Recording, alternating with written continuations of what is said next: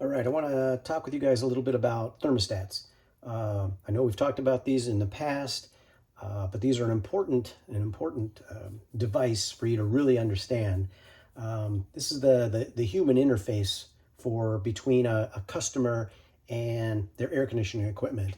And of all the things people know about their air conditioning, which is very little, the one thing they do know typically is their thermostat. So if you do not understand thermostats or you do not fully understand how they operate, customers are going to lose confidence in you real quick if they figure they know more about air conditioning than you do when it comes to thermostats. So real important to know how they work, what they do, etc. So let's just start way back when they started out typically with this smaller round thermostat. This is a classic Honeywell thermostat. This is actually a newer version of an old one. I don't have an old one with me. I didn't grab it out of the lab, but super popular. Millions of these things are out there. In fact, when they did away with it, they got so many complaints at Honeywell that Honeywell designed and fabricated a brand new one that's much more sophisticated and much more accurate than the older ones were. But these are thermostats that people understand and they like to see and they ask to have come back. Like any of these thermostats, is a thermostat and it's a sub-base. Sub-base is where our wires come into. Thermostat connects to that sub-base. Sub-base is what's wired to the wall or mounted to the wall. And with, again, all these thermostats, there's a system switch, off, heat, and cool, and there is a fan switch, two separate switches, two complete separate functions. This is just for the system. Do you want the entire system off? Do you want it just to be in heat? Do you want it just to be in cool? When we get towards more of the commercial thermostats, you're also going to see an auto setting to where the thermostat will automatically shift between heating and cooling. Next evolution was the mercury bulb thermostat. Consisted of bimetal at the bottom, and as the temperature went up and down, the bimetal would flex and twist, and by twisting and turning, it would make and break contacts with the mercury on the metal probes. You can see the wires that are hooked to the little metal probes on the inside, and when the mercury went back and forth, it would make and break contact, turn heating on, turn cooling on. These small tubes are in a vacuum so that the mercury does not corrode and be non-conductive. Mercury is also now one of those EPA substances that they want to see go away, and these type of thermostats should not be in a building. They need to be removed and processed. Most of your vendors will take back thermostats through a program to get them off, get them out of buildings and get the mercury processed. Here's a little newer version of the mercury bulb thermostat. Same concept, same operation. Sub-base is mounted here with our wiring. It's got our controls on the side. System switch, even says system on there. So system switch here, fan switch here. This one also has a switch for going from normal operation to emergency heat. We'll talk about that a little bit later. The next step up, this was in the mid-70s, early 70s, what they call a night setback thermostat. Homeowners could look inside. There's basically a time clock built in. You would take the little tabs, blue and red, and you would place them onto this little time clock.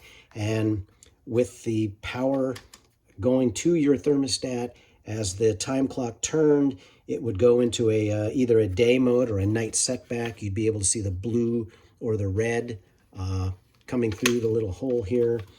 So the thinking is you would set your heating for on the red at, say, 70 degrees, and at night you would want it to set back to maybe 60 degrees.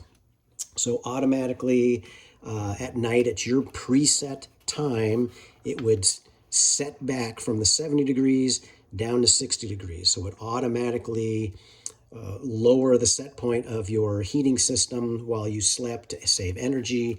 And then whenever you put the tab into when you woke up, it would revert back to the higher temperature setting. This was a requirement by the government in the early 70s, and So a zillion of these things were out there. One of the big problems is that these little time clocks start making noise after about 20 years of operation and need to be replaced anyways. There's still a mercury bulb on here. I don't have the sub base for this one, but they all have sub bases with system switches and fan switches. 80s or so, we started coming into digital thermostats. Kind of complicated. They got a little crazy with all the directions and buttons, and a lot of people would request to have these installed, and after about 2 weeks of operation, they were pissed off enough to not be able to operate it. They'd want to see it replaced. Sub base again on this monster. Wire in here, mounting holes here, and my same system switches, heat, off, auto, cool, and fan switch over here. Got both my sets of switches. As the time went on, the digital thermostats got smaller, more sophisticated, far less expensive. This one's kind of a junky one, but still worked about 10 years. Sub base, you see the little switches on the side, just connect to the switches on the circuit board. Nothing too fancy there. Got more sophisticated over time, easier menu, easier to understand, bigger screen so that people could see the numbers and the information that the thermostat was trying to tell them. Sorry, I don't have the sub base for this one either.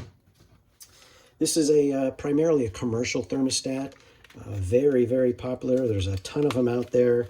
Little door opens, have your mode, which is the system switch, and a fan switch, plus some other switches for programming and setting up a clock.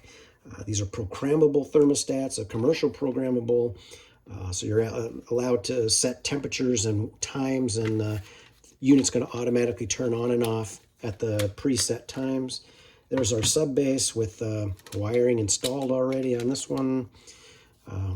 Sub base, mounting holes. The other cool thing on these thermostats is these are manufactured by Venstar. And if you want, and your company's big enough, you can pay to have the doors on these units created with your name on them. You can see this one has National Air and Energy. So they'll ship you out 100 of these doors with your company name and phone number on it. You swap it out with any of the thermostats that you buy, and now you've got free advertising on your thermostats. Next up is this is kind of the newest, latest, and greatest evolution of the Honeywell thermostats. Real tried and true. This is kind of just a perfect thermostat. Digital, programmable, easy to understand. Works on either, let's see if I can get this out. Works on having battery power or on your sub base again. Let's get this sub base off. Oops, there's my battery door. Sub base comes off and mounts to the wall. A zillion of these out there, very easy to understand, and you can buy them at Home Depot, at vendors, what have you. This is kind of the latest and greatest. Nowadays, these can be a wireless thermostat, and you can have it talk with a module in the air conditioning unit.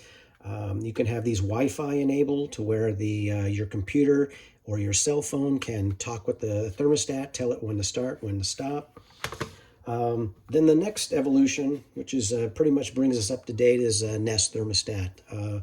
Again, very sophisticated, pretty expensive, lots of capabilities. Here's our sub base, like usual, very easy to install. You can see real close that the Nest even gives you a small level that you're able to make sure that you get the thermostat mounted level. Here's our little interface where the thermostat plugs into it. So a nice, very, very cool little device. A couple $100 for these. I think $225, $250. They're still going for lots of capabilities, Wi-Fi, and all that fun stuff. Okay. So again, remember all the thermostats: system switch, fan switch. System switch tells it either heat, off, or cool, and the fan switch is either on or auto. In the on mode, fan's going to run all the time.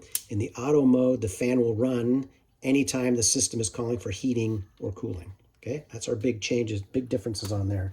The thermostats that have the heat, cool, and auto, if I put it in heat, it will only heat no matter what I do with my temperature settings. Put it in cool, it will only cool no matter what I do with my temperature settings. In the auto mode, I can set these temperatures together and it will automatically heat or cool with what's called a dead band in between. That's a couple degree point where it will not heat and it will not cool. And if it goes below that, it will heat. If the temperature goes above it, it's going to cool. So pretty cool stuff. All right, that's thermostats. Thanks.